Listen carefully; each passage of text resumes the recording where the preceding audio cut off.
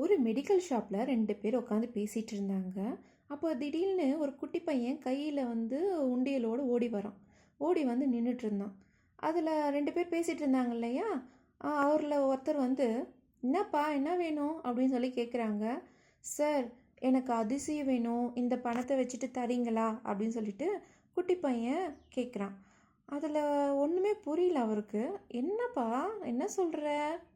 அதிசயமா? என்ன எனக்கு புரியலப்பா அப்படின்னு சொல்லி கேட்குறாங்க. அதுக்கு அவன், சார் எங்கள் அக்காவுக்கு உடம்பு சரியில்லை சார், தலைவலின்னு சொல்லிட்டு இந்த ஹாஸ்பிட்டலில் தான் சேர்த்துருக்காங்க. ஆனால் ஒன்றுமே புரியல சார், அக்கா எழுந்திருக்கவே மாட்டேங்கிறா. நைட்டு நான் தூங்கிட்டேன்னு நினச்சிக்கிட்டு எங்கள் அப்பா அம்மா பேசிகிட்டு இருந்தாங்க. அக்காவுக்கு ஏதோ தலையில் வளருதாமே, வளர்றதுனால ஆப்ரேஷன் பண்ணணுமா, ஆப்ரேஷன் பண்ணலைன்னா அக்கா செத்து போயிடுவாளாம். ஒன்றுமே புரியல சார். அம்மா அப்பாவும் ஏதாவது அதிசயம் நடந்தால் தான் முடியும், நம்மள்ட்ட பணம் இல்லை, எப்படி இந்த ஆப்ரேஷன் பண்ணுறதுன்னு சொல்லிட்டு பேசிகிட்டு இருந்தாங்க சார். அதுதான் நான் குடுக்குன்னு ஓடி போயிட்டு வீட்டில் பணம் இருந்துச்சு, நான் உண்டியில் சேர்த்து வச்சது, அதை எடுத்துகிட்டு ஓடி வந்தேன் சார். அதிசயம் இருந்தால் கொடுங்க சார் அப்படின்னு சொல்லிட்டு அந்த குட்டி பையன் இல்லையா, அதனால் அவன் விவரம் தெரியாமல் பேசிகிட்டு இருந்தான். இதில் 2 பேரும் கேட்டுட்டு இருந்தாங்க இல்லையா, அதில் ஒருத்தர் மெடிக்கல் ஷாப்பில் இருந்தவர், இன்னொருத்தர் வராரு. அவர் என்ன சொல்கிறாருன்னா, ஏன்பா கையில் எவ்வளோ பணம் வச்சுருக்க அப்படின்னு சொல்லி கேட்டவுடனே, சார் என்கிட்ட 100 ரூபாய் இருக்குங்க சார்னே. சரி கொடுங்கப்பா, அக்காவுக்கு ஆப்ரேஷன் நல்லபடியாக நடக்கும், நீங்கள் அப்பா அம்மா கிட்ட ஓடுங்க அப்படின்னு சொல்கிறாரு. சரின்னு சொல்லிட்டு அந்த குட்டி பையனும், அப்பாடா எப்படியோ என் அக்காவை நான் காப்பாற்றிட்டேன், எங்கள் அக்கா வந்துட்டாங்கன்னா நல்லபடியாக நான் கூட விளையாடுவேன், அவ கூட எப்பயுமே என் கூட இருப்பா, ரொம்ப சந்தோஷமாக இருக்குது அப்படின்னு சொல்லிட்டு அவனும் கொடுக்கணும்னு போயிட்டான்.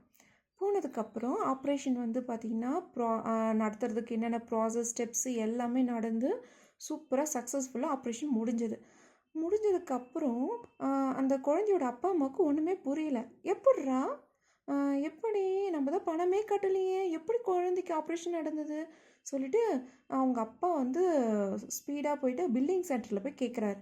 என்னங்க, பணமே கட்டலைங்க, எப்படிங்க, ரொம்ப நன்றிங்க அப்படின்னு சொன்னோடனே, இல்லைங்க நீங்கள் என்கிட்ட சொல்லாதீங்க, இந்த ஹாஸ்பிட்டலோடைய டாக்டராகவும் டைரக்டராகவும் இருக்கிற ஒர்க்கு தான் நீங்கள் சொல்லணும், அவர் ரூம் அங்கே இருக்குது பாருங்கள், போய் சொல்லுங்கள் அப்படின்னு சொல்லி அனுப்பிச்சாங்க.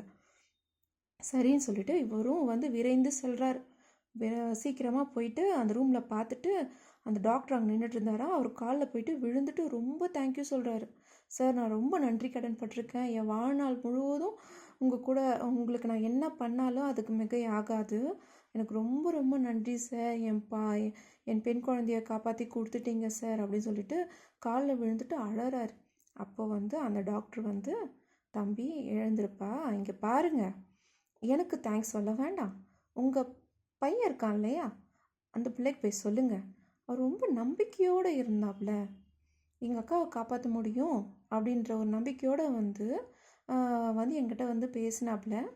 ஆக்சுவலி நான் மெடிக்கல் ஷாப்பில் இந்த மெடிசின் டீட்டெயில்ஸ் பற்றி கேட்கலான்ட்டு போயிருந்தேன்.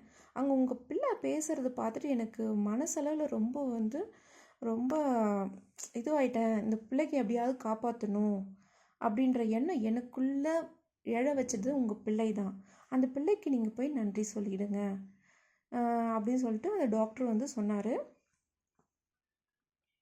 பாருங்களேன், அந்த குட்டி பையன் தான் அக்காவை நான் எப்படியாவது காப்பாற்றிடுவேன் அப்படின்ற நம்பிக்கையை வச்சு போராடினான். அந்த நம்பிக்கை பார்த்தீங்களா வீணாச்சுங்களா? வீணாகலை தானே? அப்போ தான் நம்பிக்கை, நம்ம எந்த ஒரு செயலில் நம்பிக்கையோடு செயல்பட்டோம்னா கண்டிப்பாக ஒரு நாள் வெற்றி அடையுங்க. இந்த கதை கேட்கும் போது என்னுள்ள ஒரு ஆனந்தம் தோன்றுச்சு. அந்த ஆனந்தத்தை உங்கள்கிட்டையும் பகிர்ந்துக்கிட்டேன்.